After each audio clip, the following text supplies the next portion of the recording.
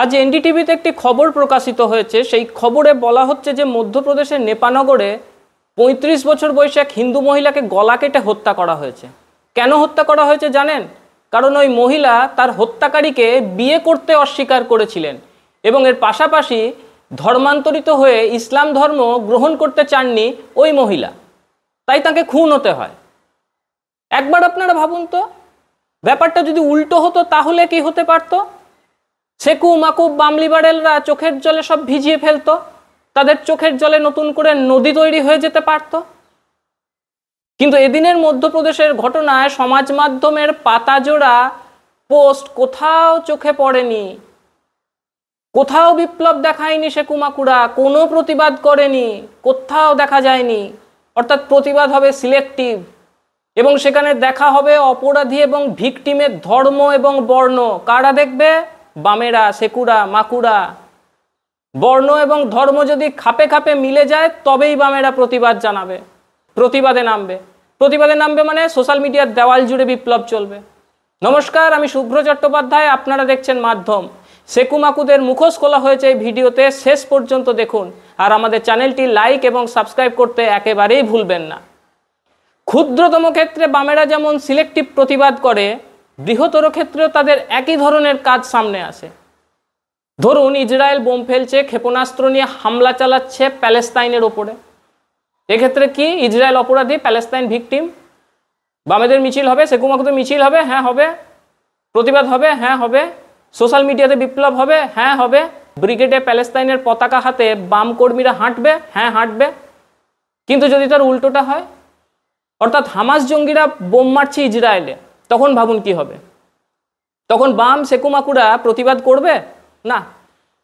2023 সালে 7 October Hamas জঙ্গিরা প্রথম হামলা চালায় ইসরায়েলে, প্রচুর লোককে হত্যা করে, সংখ্যা 1200-র বেশি। প্রতিবাদে নেমেছিল সেকু মাকু, বামেরা করেনি। সমাজ মাধ্যমে পোস্ট করেছিল, করেনি। কারণ এক্ষেত্রে অপরাধী প্যালেস্তাইন, ভিকটিম ইসরায়েল। সেকু মাকুদের কাছে হামাস তো আবার যোদ্ধা, তাদেরকে তো জঙ্গি বলাই যাবে না। ঠিক দুদিন আগে ইন্ডিগো বিমানে আসামের কাছাড় জেলার বাসিন্দা বিমানের ভিতরে তার সহযাত্রীর হাতে আক্রান্ত হন। সরাসরি থাপ্পড় মারে তারই সহযাত্রী। যিনি আক্রান্ত হন তিনি সংখ্যালঘু, মাথায় ফেজ টুপি ছিল। বামেরা লিবারেলরা প্রচার শুরু করে দেয়, হ্যাশট্যাগ নেমে যায়, ন্যারেটিভ নেমে যায়, অত্যাচার চলছে সংখ্যালঘুদের ওপর। আর যে ব্যক্তি ওই চড় মেরেছিল তাকে হিন্দু সন্ত্রাসী আখ্যা দেওয়া হয়।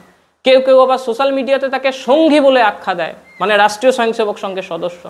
এরকম অপপ্রচার চলতে থাকে। এমন সময় সর্বভারতীয় সংবাদ মাধ্যমের এক সাংবাদিক প্রথম জানান যে ব্যক্তি চড় মেরেছিল সেও ইসলাম ধর্মাবলম্বী। তখন 20 বাঁও জলে চলে যায় সেকু মাকু বাম লিবারেলদের প্রতিবাদ।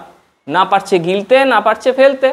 আর যদি আপনারা লক্ষ্য করেন তাহলে দেখবেন তৃণমূল কংগ্রেস হচ্ছে একটা প্ল্যাটফর্ম, সেখানে সবচেয়ে বেশি বাম, আধা বাম, সিকি বাম, অতি বাম, সেকু মাকু সবাই রয়েছে। এই দলেরই মুখপাত্র রয়েছেন অরূপ চক্রবর্তী, তাকে আপনারা টিভির পর্দায় কম বেশি দেখতে পান।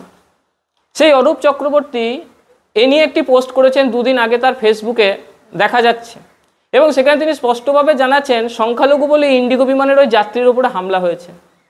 অরূপ চক্রবর্তীর ওই পোস্ট আমি যখন প্রতিবেদন করছি তখনও ফেসবুকে দেখা যাচ্ছে।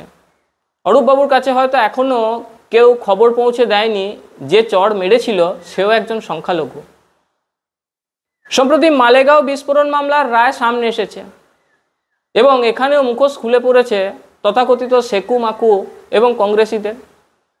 হিন্দু সংস্কৃতির বিরোধিতা করে তারা হিন্দু সন্ত্রাসবাদ নামের একটা নতুন শব্দ বাজারে এনেছিল।